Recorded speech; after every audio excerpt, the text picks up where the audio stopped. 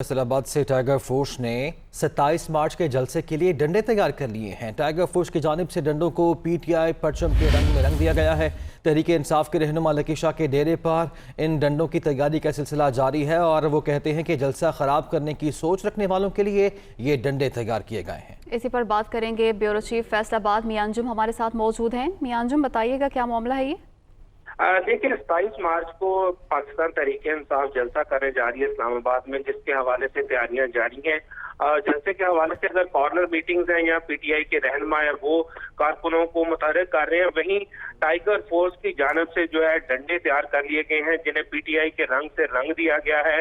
जहां पर जो मकामी रहनुमा है उनका ये कहना है कि ये डंडों की तैयारी अगर कोई भी जमात जो अपोजिशन की जमात है वो तसादुम करती है तो वहां इन डंडों का इस्तेमाल किया जाएगा। बेदरेग इन डंडों की तैयारी का सिलसिला जारी है। ये मंसूराबाद का इलाका है जहां पर टाइगर फोर्स के कुछ लोग हैं और उसके अलावा पाकिस्तान तहरीक इंसाफ के कुछ मकामी रहनुमा हैं जिनकी क़यादत में ये डंडे जो हैं वो तैयार किए जा रहे हैं। मकामी रहनुमाओं का कहना है कि जलसा खराब करने वालों जो है उनकी जो सोच है अगर वो कुछ ऐसा रखते हैं तो उनके लिए डंडे तैयार कर लिए गए हैं।